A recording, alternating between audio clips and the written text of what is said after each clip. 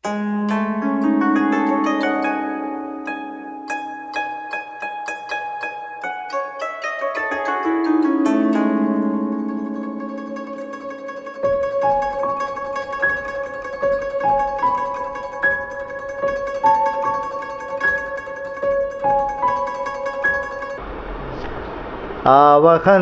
വിതന്വാനാ കുർവാണാചീരമാത്മനഃ വാസാഗംസി മമഗാവശ്ച അന്നപാനേ ച സർവതാ തതോ മേ ശ്രിയമാവഹ ലോമശാം പശുഭിः സഹ സ്വാഹാ ആമായന്തു ബ്രഹ്മചാരിണഃ സ്വാഹാ വിമായന്തു ബ്രഹ്മചാരിണഃ സ്വാഹാ പ്രമായന്തു ബ്രഹ്മചാരിണഃ സ്വാഹാ ദമായന്തു ബ്രഹ്മചാരിണഃ സ്വാഹാ ശമായന്തു ബ്രഹ്മചാരിണഃ സ്വാഹാ.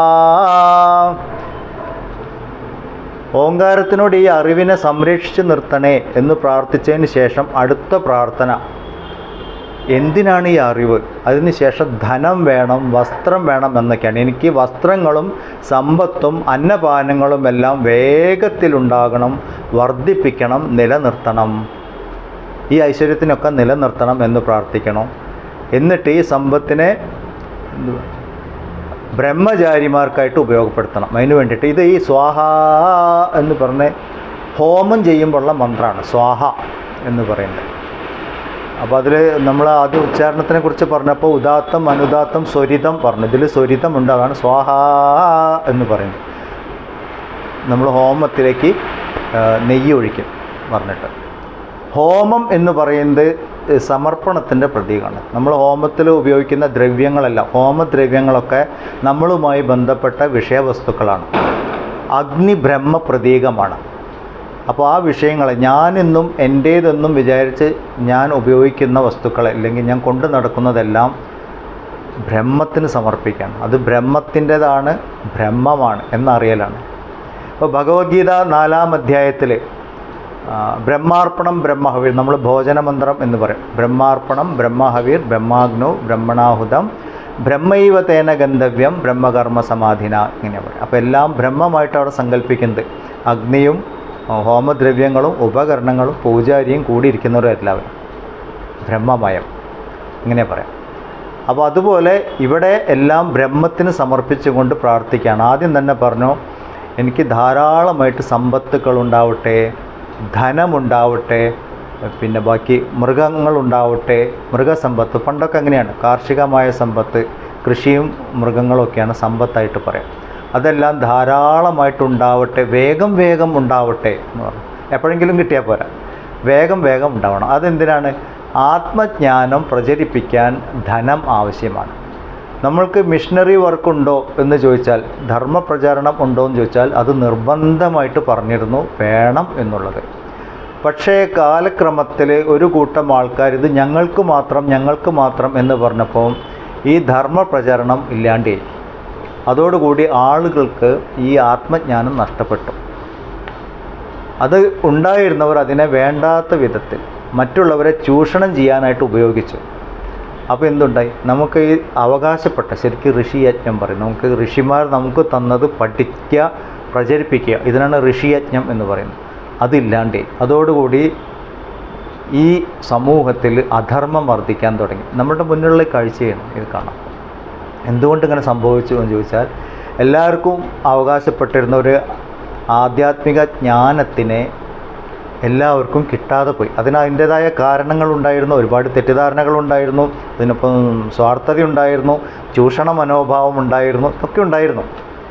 ചിലർ പറഞ്ഞു തരാൻ ശ്രമിച്ചില്ല, ചിലർ പഠിക്കാൻ ശ്രമിച്ചില്ല. ചുരുക്കി പറഞ്ഞാൽ അങ്ങനെ തെറ്റിദ്ധരിക്കപ്പെട്ടു കാരണം നമുക്ക് വേണ്ടത് നഷ്ടപ്പെട്ടു പോയി. യഥാർത്ഥത്തിൽ ഇവിടുത്തെ ഈ പ്രാർത്ഥന നോക്കും, വളരെ നിസ്വാർത്ഥമായിട്ടുള്ള പ്രാർത്ഥന. എനിക്ക് ധാരാളം ധനമുണ്ടാവട്ടെ, വളർത്തുമൃഗങ്ങളുണ്ടാകട്ടെ, ഐശ്വര്യമുണ്ടാകട്ടെ, വേഗം വേഗം ഉണ്ടാവട്ടെ എന്ന് പറഞ്ഞു. ഇതൊക്കെ എന്തിനാണ് ഒരു ആധ്യാത്മികമായിട്ട് ഉയരാൻ ശ്രമിക്കുന്ന വ്യക്തി, ഇല്ലെങ്കിൽ സ്വാമിമാർ, ഇല്ലെങ്കിൽ ഋഷിമാർ ഒക്കെ ധനത്തിന് വേണ്ടി പ്രാർത്ഥിച്ചത്? നമുക്ക് 4 പുരുഷാർത്ഥം പറഞ്ഞ ധർമ്മം, അർത്ഥം, കാമം, മോക്ഷം, ഇങ്ങനെ പറഞ്ഞു. ആദ്യം ധർമ്മം അധർമ്മം എന്താണ് എന്നറിയണം. എന്താണ് ശരി, എന്താണ് തെറ്റ്. അതിന് ശേഷമേ ധർമ്മം, അർത്ഥം, സമ്പത്ത് ഉണ്ടാക്കാൻ പാടുള്ളൂ. അല്ലെങ്കിൽ സമ്പത്തിനെ കൈകാര്യം ചെയ്യണമെങ്കിൽ ധർമ്മ അധർമ്മങ്ങളെക്കുറിച്ച് ബോധം വേണം. അതല്ലെങ്കിൽ ശരിയായ ധാർമ്മിക ബോധം ഇല്ലാത്തൊരാളുടെ കയ്യിൽ സമ്പത്ത് വന്നു പെട്ടുകഴിഞ്ഞാൽ സമൂഹത്തിന് ആപത്തുണ്ടാവും. അതെങ്ങനെ പ്രയോജനപ്പെടുത്തണം എന്നറിയാതെ തോന്നിയ പോലെയൊക്കെയാവും. നമുക്ക് ഇന്നത്തെ പ്രത്യേകിച്ചും കേരളീയ സമൂഹത്തിനെ നോക്കിക്കഴിഞ്ഞാൽ അറിയാം, ഇത് അധാർമികമായിട്ടുള്ള ധനം വന്നു ചേരുമ്പം അതെത്രത്തോളം ഉപദ്രവമായിട്ട് മാറുന്നു എന്നുള്ളത്. അപ്പോൾ മുമ്പൊക്കെ എങ്ങനെയാണ്, ധർമാധർമ്മങ്ങൾ പഠിപ്പിച്ചതിൻ്റെ ശേഷമാണ് ഈ വക ധനാർജനം എന്ന തലത്തിലേക്ക് ഇറങ്ങുന്നത്. ധനം സമ്പാദിക്കേണ്ട എന്ന് പറഞ്ഞിട്ടേ ഇല്ല. നമുക്ക് അങ്ങനെ ഒരു വലിയ തെറ്റിദ്ധാരണയുണ്ട്. എന്താ ഇപ്പോൾ ഇതൊക്കെ ഇവിടെ ഇട്ടിട്ട് പോകാനുള്ളതല്ലേ എന്ന് വെച്ചിട്ട് ധനത്തിന് പ്രാധാന്യം കൊടുക്കാതെ ജീവിച്ചു. ഹൈന്ദവ സമൂഹം അതിൻ്റെ വലിയൊരു പ്രശ്നം ഇപ്പോൾ അനുഭവിക്കുന്നുണ്ട്. ധനം ആവശ്യമാണ്, ധാർമ്മികമായിട്ട് സമ്പാദിക്കാനാണ് പറഞ്ഞത്. അതെന്തിനാണ്? ധാർമ്മികമായിട്ടുള്ള ഉപയോഗത്തിന് വേണ്ടിയിട്ട്. അങ്ങനെ ഉപയോഗിച്ചുകൊണ്ട് മനസ്സിലെ ആഗ്രഹങ്ങളൊക്കെ പൂർത്തീകരിക്കണം ധാർമ്മികമായ വിധത്തിൽ. അതിന് ശേഷമാണ് മോക്ഷം പറഞ്ഞിരിക്കുന്നത്. അപ്പോൾ ഇവിടെ ധനത്തിന് വേണ്ടിയുള്ള പ്രാർത്ഥന കഴിഞ്ഞതിന് ശേഷം അടുത്ത പ്രാർത്ഥന നോക്കുമ്പോൾ നമുക്കറിയാം എന്തിനു വേണ്ടിയിട്ടാണ് ഇത്രയൊക്കെ പ്രാർത്ഥിച്ചത്. എനിക്ക് ധനം ഉണ്ടാവട്ടെ, സമ്പത്ത് ഉണ്ടാവട്ടെ എന്നൊക്കെ പ്രാർത്ഥിച്ചത്. എനിക്ക് വസ്ത്രങ്ങളുണ്ടാവണം, വാസാംസി മമ ഗാവസ്യ, പശുക്കളുണ്ടാവണം, അന്നപാനാദികൾക്ക് ബുദ്ധിമുട്ടൊന്നും ഉണ്ടാവാൻ പാടില്ല, പിന്നെന്ത് വേണം, ഐശ്വര്യമുണ്ടാവണം. അതോടുകൂടി മറ്റു വിധത്തിലുള്ള മൃഗങ്ങൾ, പശു മാത്രം പോരാ, ബാക്കി അല്ലാത്ത പണ്ടൊക്കെ കമ്പിളി വസ്ത്രങ്ങളും ഇതൊക്കെയാണ് ഉപയോഗിക്കുക. അപ്പോൾ അതിന് പറ്റുന്ന വിധത്തിലുള്ള യാത്ര ചെയ്യാൻ വേണ്ട മൃഗങ്ങൾ, ഇതെല്ലാം ആ സമ്പത്തെല്ലാം വേണം. അതിൻ്റെ ശേഷം എന്നിലേക്ക് ധാരാളമായിട്ട് ബ്രഹ്മചാരികൾ എത്തിച്ചേരട്ടെ. ആധ്യാത്മിക ജ്ഞാനം പഠിക്കാനെത്തുന്നവർ, അറിയാൻ വേണ്ടി ആഗ്രഹിക്കുന്നവരെ ബ്രഹ്മചാരി എന്ന് പറഞ്ഞു. പൊതുവേ നമ്മൾ വിചാരിച്ചിരിക്കുന്നത് ബ്രഹ്മചാരി എന്ന് പറഞ്ഞാൽ കല്യാണം കഴിക്കാത്തവരെന്നാണ്. അങ്ങനെയല്ല, ബ്രഹ്മത്തിലേക്ക് ചരിക്കുന്നവരാണ് ബ്രഹ്മചാരികൾ. അപ്പോൾ ബ്രഹ്മത്തിലേക്ക് ചരിക്കുക എന്ന് പറഞ്ഞാൽ ആത്മജ്ഞാനത്തിനായിട്ട് ശ്രമിക്കുന്നവർ ബ്രഹ്മചാരിമാർ. പക്ഷേ വിവാഹിതരാവാതെ സ്ഥിരമായിട്ട് സന്യാസത്തിലേക്ക് പോകുന്ന കുറേ ആൾക്കാരുണ്ട്.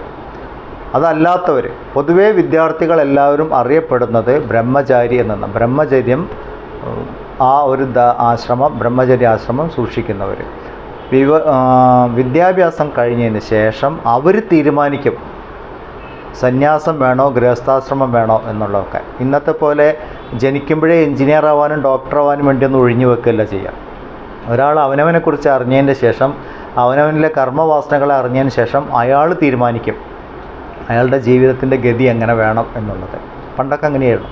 നമ്മുടെ ഇന്ത്യൻ ഭാരതീയമായൊരു വിദ്യാഭ്യാസ സമ്പ്രദായം അങ്ങനെയായിരുന്നു. എല്ലാ തരത്തിലുള്ള പുരോഗതിയാണ്. ഇന്നത്തെ പോലെ ധനാശ്രയം ഇല്ലെങ്കിൽ പദവിയോ പത്രാസോ നേടിയെടുക്കാൻ വേണ്ടിയിട്ടല്ല. ഞാൻ എന്താണ് എന്നറിഞ്ഞതിന് ശേഷമാണ് എനിക്കെന്താണ് വേണ്ടതെന്ന് തീരുമാനിക്കുന്നത്. എല്ലാ തരത്തിലുള്ള വിദ്യാഭ്യാസം ഉണ്ടായിരുന്നു. ഇവിടെ പ്രാർത്ഥിക്കുന്നത് ധാരാളമായിട്ട് ബ്രഹ്മചാരിമാർ വരട്ടെ, എല്ലാ ദിക്കിൽ നിന്നും വരട്ടെ എന്ന് പറഞ്ഞു. വേഗം വേഗം വരാൻ വേണ്ടിയിട്ടുള്ള പ്രാർത്ഥന. എന്തിനാണ്? ഈ ധനം, ഇപ്പോൾ ധനത്തിന് വേണ്ടി പ്രാർത്ഥിച്ചു, അത് നല്ല രീതിയിൽ അവർക്ക് പ്രയോജനപ്പെടണം, ബ്രഹ്മചാരിമാർക്ക്. പണ്ടൊക്കെ ഗുരുകുലത്തിൽ വന്ന് താമസിക്കുമ്പോൾ ഗുരുവാണ് നോക്കുക കുട്ടികളുടെ കാര്യങ്ങളൊക്കെ, അവരുടെ ഭക്ഷണം, ബാക്കി എല്ലാം ഗുരുവിൻ്റെ ഉത്തരവാദിത്തം. അപ്പോൾ ആൾക്കാർ ഈ ദക്ഷിണയായിട്ട് കൊടുക്കുന്നത്, അത് കൂടാണ്ടും ധനം വേണം. അപ്പോൾ പ്രാർത്ഥിച്ച് ഏതെങ്കിലും വിധത്തിലൊക്കെ അത് വന്നു ചേരും. ശരിയായ സങ്കല്പം ആണെങ്കിൽ, ഉദ്ദേശശുദ്ധി ഉണ്ടെങ്കിൽ, നിഷ്കാമമായിട്ടാണ് പ്രാർത്ഥിക്കുന്നതെങ്കിൽ അതിനനുകൂലമായിട്ടുള്ള സാഹചര്യങ്ങൾ വന്നു ചേരും. ഇതൊക്കെ ഇപ്പോഴും നമ്മളുടെ മുന്നിൽ വളരെ അനുഭവത്തിൽ വരുന്ന കാര്യങ്ങൾ. ആർക്കും വേണമെങ്കിൽ പരീക്ഷിച്ച് നോക്കാം. നല്ല ഉദ്ദേശത്തോടു കൂടി, സദുദ്ദേശത്തോടു കൂടി, നിസ്വാർത്ഥമായിട്ട് നല്ലത് ചെയ്യാൻ വേണ്ടി നമ്മൾ ആഗ്രഹിച്ചു കഴിഞ്ഞാൽ അതിനുള്ള ആൾക്കാരും പൈസയും സാഹചര്യമൊക്കെ വന്നു ചേരും. അത് പ്രകൃതിയുടെ തീരുമാനമാണ്, അങ്ങനെ വന്നു ചേരണം എന്നുള്ളത്. സ്വാർത്ഥതയും അഹങ്കാരവും ഒക്കെ കൂടുമ്പോഴാണ് ഇതൊക്കെ അധർമ്മത്തിലേക്ക് നീങ്ങിപ്പോകുന്നത്. അതോടുകൂടി എല്ലാം ബ്ലോക്കാവും. അപ്പോൾ അന്ന് പണ്ടൊക്കെ പ്രാർത്ഥിച്ച് ബ്രഹ്മചാരിമാരുടെ ക്ഷേമത്തിന് വേണ്ടി, അവർക്ക് ബുദ്ധിമുട്ടില്ലാതെ പഠനം മുന്നോട്ട് പോകണം, അതിനു വേണ്ടി പ്രാർത്ഥിച്ചുകൊണ്ട് പൂജകൾ ചെയ്യും, അഗ്നിയിലേക്ക് ഹോമിക്കും, അത് യാഗം ചെയ്യുന്നത്. അപ്പോൾ ഈ യാഗത്തിൻ്റെ ഈ പ്രതീകം കൂടി നമ്മൾ ഓർമ്മിക്കണം. ഞാനെന്നും എൻ്റേതെന്നുള്ളത് ബ്രഹ്മത്തിൻ്റേതാണ് എന്ന് സങ്കല്പിച്ചുകൊണ്ടാണ് യാഗങ്ങളൊക്കെ ചെയ്യുന്നത്. പക്ഷെ അതിന് ഈ ഹോമാഗ്നിയിലേക്ക് സമർപ്പിക്കുന്ന വസ്തുക്കളൊക്കെ ഔഷധ ഗുണങ്ങളുള്ള വസ്തുക്കളായത് കാരണം അതിൽ നിന്ന് ഉണ്ടാവുന്ന ഫലം അത് പ്രകൃതിക്ക് അനുകൂലമായിട്ട് വരികയായിരുന്നു. എന്തെങ്കിലും എടുത്തിട്ടൊന്നും ഹോമത്തിലിടാൻ പറ്റില്ല. ഹോമത്തിന് അതിൻ്റെയൊക്കെ അതിൻ്റേതായ സിസ്റ്റമുണ്ട്, മന്ത്രങ്ങളുണ്ട്, വിധികളുണ്ട്, ആ ക്രിയയ്ക്ക് പ്രത്യേകമായിട്ടുള്ള അതിൻ്റെ ഒരു പദ്ധതി തന്നെയുണ്ട്. അതുപോലെയൊക്കെ തന്നെയാണ് ചെയ്യേണ്ടത്. അപ്പോൾ അതിൻ്റെ റിസൾട്ടും ഉണ്ടാവും.